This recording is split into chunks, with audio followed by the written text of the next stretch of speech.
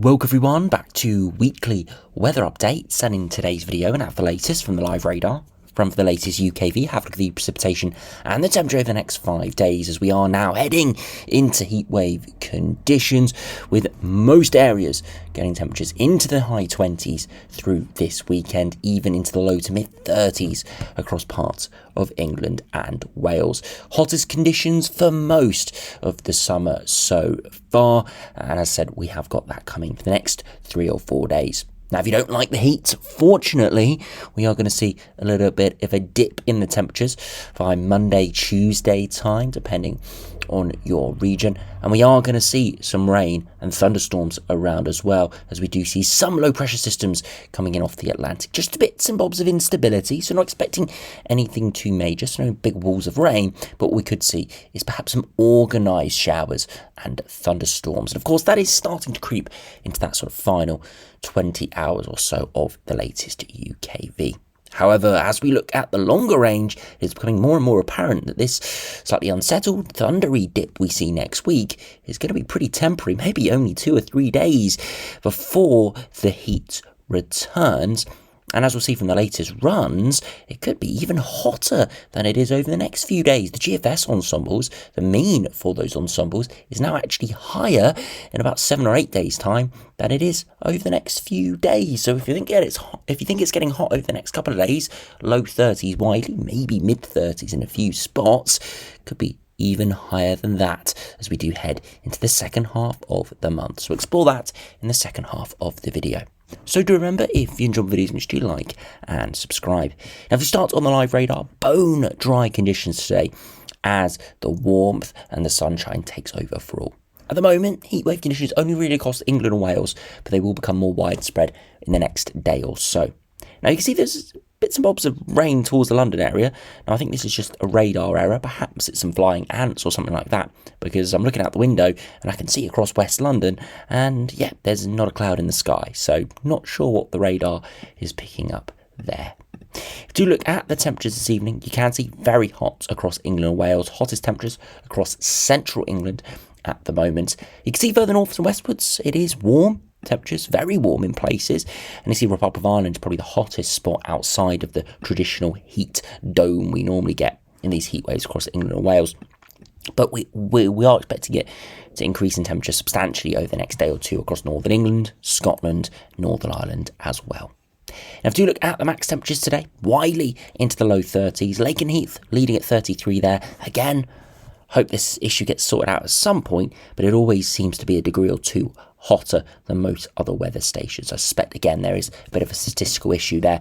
So we normally do ignore it, but regardless, 31.2 degrees is the top temperature today.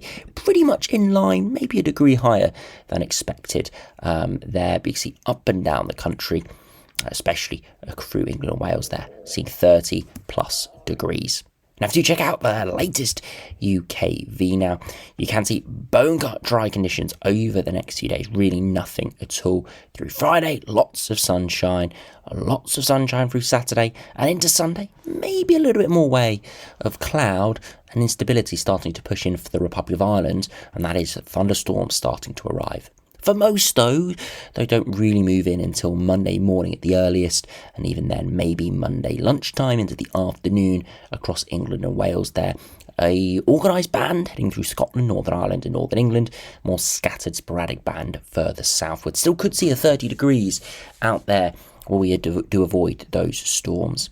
Into Monday evening and Tuesday, more heavy showers and storms moving in, maybe a bit more organised there for parts of England and Wales. And of course, the temperatures will be much cooler on Tuesday, perhaps more around the mid to low 20s before it starts to heat up once again next week. Do you look at the temperatures, see this afternoon, touching 30 to 31 degrees. Again, pretty much in line with expectations there.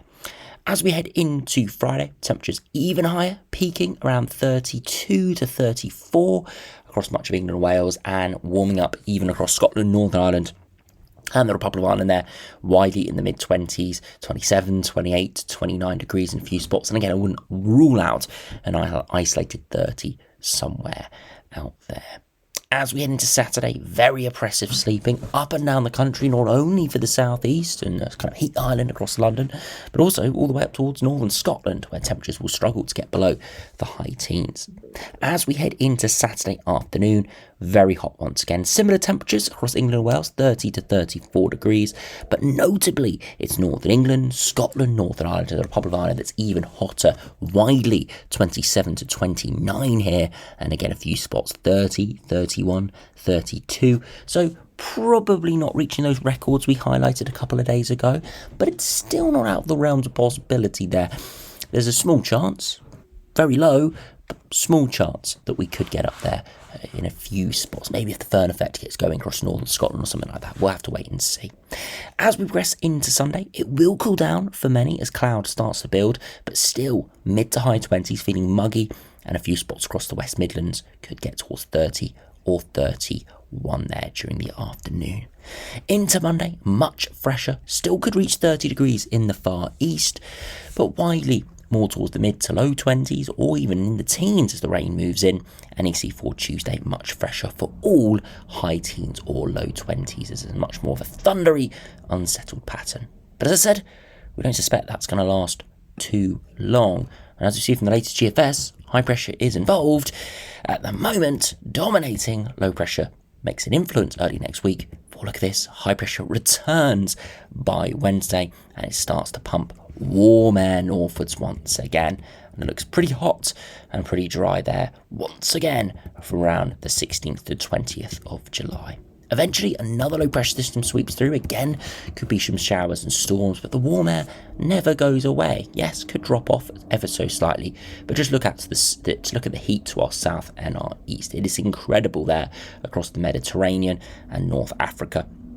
Again, just showing you any southerly flow, we're going to tap into this exceptionally hot air, and it is going to keep us potentially on the edge of a heat wave for the rest of the month, possibly.